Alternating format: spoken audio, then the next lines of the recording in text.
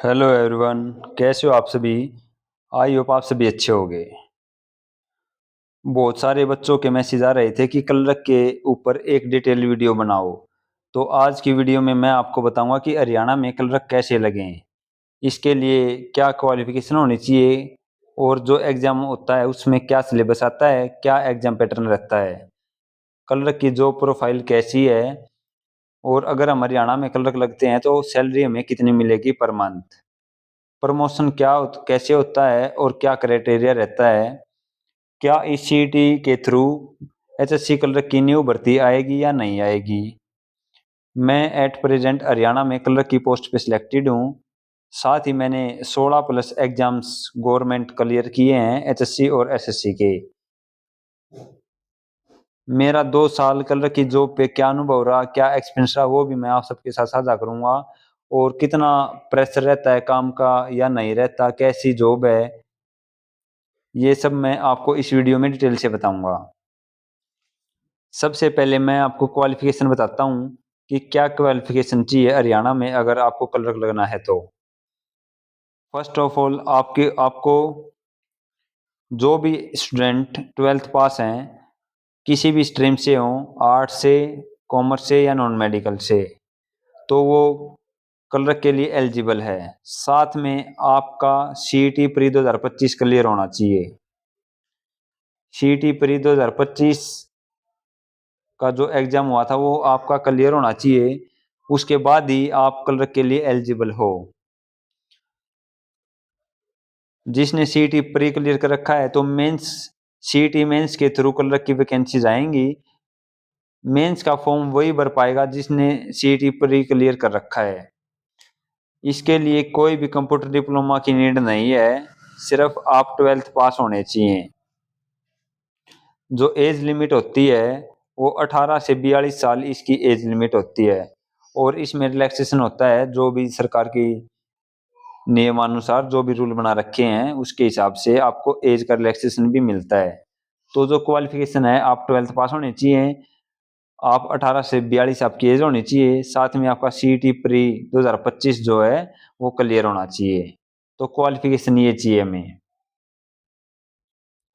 इसके बाद क्लर्क की वैकेंसी आएंगी, मान लो क्लर्क की वैकेंसी आ गई सीईटी मेंस के थ्रू। उसमें क्या होगा, उसमें जिसने 12th पास कर रखी है साथ में जिसका सीईटी प्री क्लियर है तो वो फॉर्म भरेगा। तो वो फॉर्म भरने के लिए एलिजिबल है। उसके बाद आपका एग्जाम होगा। इसमें जो एग्जाम का पैटर्न है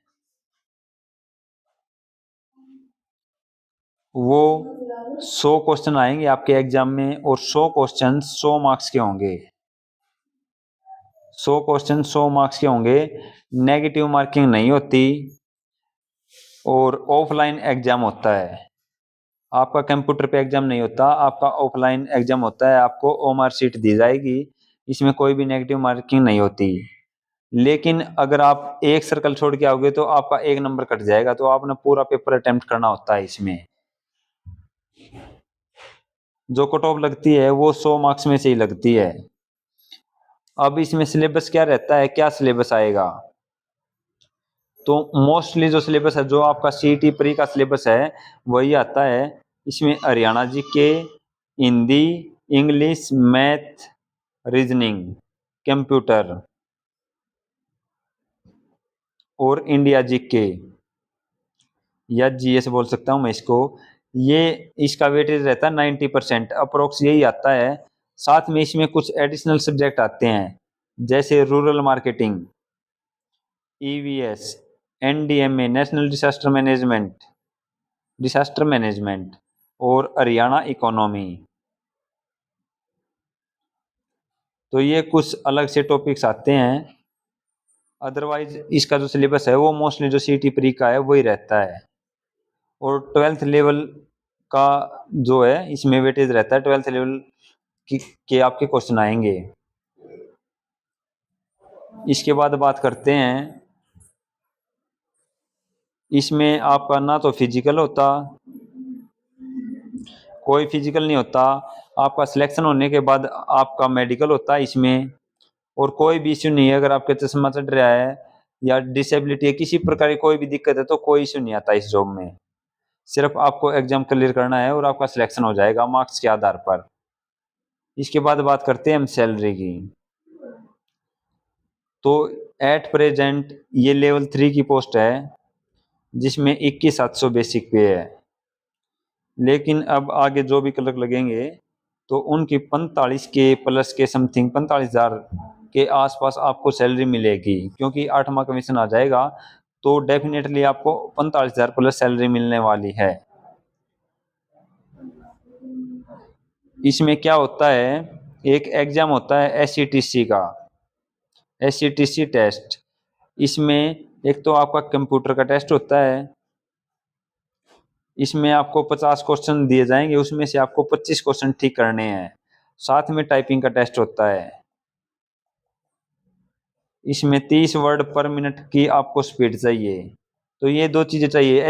एसईटीसी टेस्ट क्यों होता है, क्योंकि जब आप जॉब लग जाओगे तो एनुअल इंक्रीमेंट लगते हैं, यानी एट प्रेजेंट को 21,700 पे है तो उसका अगले साल इसका 3% बढ़ता है बेसिक पे, ये बेसिक पे बोलते हैं इसको। 21,700 से 22,400 होता है और फिर 23,100। तो ये बेसिक पे तब बढ़ेगा जब आप एससीटीसी टेस्ट क्लियर कर लोगे। तो इसमें ये कंडीशन लगा रखी है, आपका प्रमोशन भी नहीं होगा अगर आपका एससीटीसी क्लियर नहीं है और एनुअल इंक्रीमेंट भी नहीं लगेगा। तो ये कंडीशन है कि क्लर्क लगने के बाद आपको ये टेस्ट क्लियर करना जरूरी है। और जॉब में ऐसा नहीं होता, और जॉब में बेसिक पे बढ़ता रहता है हर साल 3%। आपको शुरू में नीड नहीं है किसी भी चीज की, ना टाइपिंग की ना कंप्यूटर की, लेकिन जॉब लगने के बाद आपको ये टेस्ट क्लियर करना जरूरी है।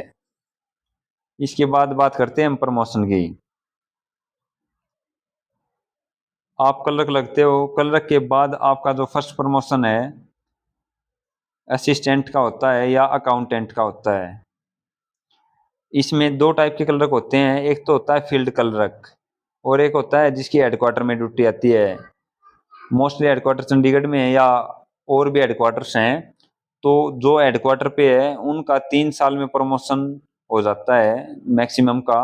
और जो फील्ड क्लर्क है उसके लिए 5 इयर्स की सर्विस होनी चाहिए, 5 इयर्स मिनिमम होनी चाहिए। अगर आप 5 साल क्लर्क की जॉब पे हो तो उसके बाद आप प्रमोशन के लिए एलिजिबल हो असिस्टेंट और अकाउंटेंट के लिए। यहाँ पे आपका बेसिक पे 21,700 था, इस पोस्ट पे आपका बेसिक पे 35,400 होता है, लेवल 6 के बराबर। लेकिन ये आपके डिपार्टमेंट पर निर्भर करता है कि आपका प्रमोशन कब हो। किसी डिपार्टमेंट में 15 साल भी प्रमोशन नहीं होता, और जैसे मेरा डिपार्टमेंट है तो यहाँ पे 5 साल में प्रमोशन हो जाता है। 5 में या 6 में आप क्लर्क से असिस्टेंट बन जाते हो। उसके बाद असिस्टेंट के बाद आप बनते हो डिप्टी सुप्रिटेंडेंट, और डिप्टी सुप्रिटेंडेंट के बाद बनते हो आप सुप्रिटेंडेंट। ये ग्रुप बी की पोस्ट है सुप्रिटेंडेंट की। तो जिसकी जो कम उम्र में लग जाते हैं तो वो ग्रुप बी से सुप्रिटेंडेंट से भी आगे चले जाते हैं। अदरवाइज क्लर्क से सुप्रिटेंडेंट तो बन ही जाते हैं मोस्टली। तो ये प्रमोशन का रहता है, इसमें कोई प्रमोशन के लिए टेस्ट नहीं होता, सिर्फ आपका एससीटीसी क्लियर होना चाहिए, ये कंडीशन है। और ये जो एससीटीसी है ये हर महीने 2 महीने में होता रहता है, जब तक क्लियर ना हो तब तक आप देते रहो। ठीक है। इसके बाद बात करते हैं जॉब प्रोफाइल की। जॉब प्रोफाइल में 9 to 5 जॉब है, 9 से 5 आपको ड्यूटी करनी पड़ेगी। हर सैटरडे संडे आपकी छुट्टी होती है, हर शनिवार एतवार आपकी छुट्टी होगी, 9 से 5 जॉब करनी पड़ेगी। और जो और भी गवर्नमेंट हॉलीडेज हैं वो आपको मिलेंगी। और इस पोस्ट में इतना काम का प्रेशर नहीं होता, वो आपके डिपार्टमेंट पे मायने रखता है कि आपका डिपार्टमेंट कैसा है।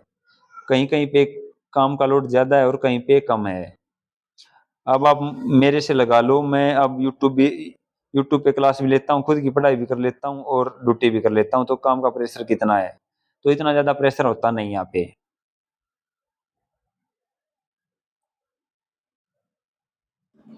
अब मेन क्वेश्चन है, क्या इस सीईटी के थ्रू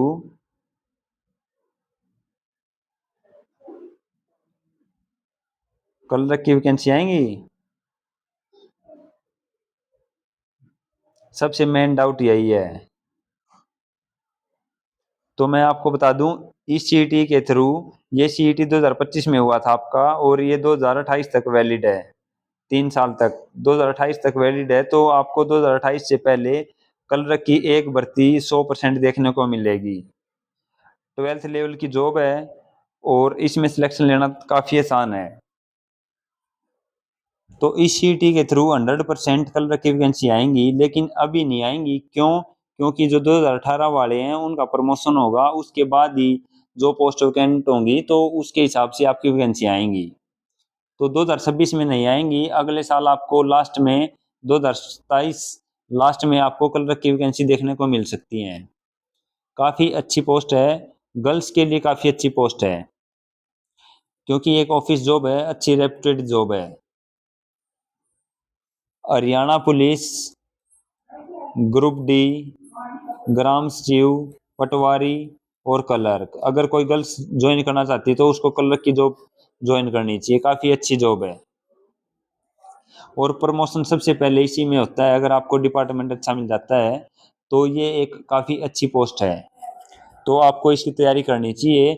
जिसकी भी 12th क्लियर है, सीईटी प्री में स्कोर अच्छा है, इसमें जो मेंस एग्जाम होता है उसमें जिसका सीईटी प्री क्लियर है, पहली बात तो आपका सीईटी प्री क्लियर होना चाहिए। फिर क्या है, जो मेंस एग्जाम है उसमें जितनी भी पोस्ट आएंगी, टोटल पोस्ट, तो उसका कैटेगरी वाइज 10 गुना बच्चे एग्जाम में बैठेंगे। मान लो 3,000 अगर वैकेंसी आती है तो इसका 10 गुना 30,000 बच्चे ये एग्जाम में बैठेंगे, जो सीईटी प्री दे रखे हैं, टॉप के 30,000 जो फॉर्म भरेंगे।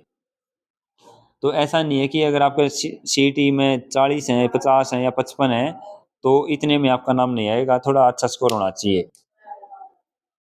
मैं तो ये कहूँगा कि इसके लिए आपको प्रिपेयर करना चाहिए, काफ़ी अच्छी पोस्ट है और प्रमोशन भी कई कई डिपार्टमेंट में काफ़ी अच्छा है। अगर आपकी कोई भी क्यूरी रह गई हो कलर के रिगार्डिंग तो आप मुझसे पूछ सकते हो। सो आज की वीडियो में इतना ही। सभी को जय हिंद, जय भारत।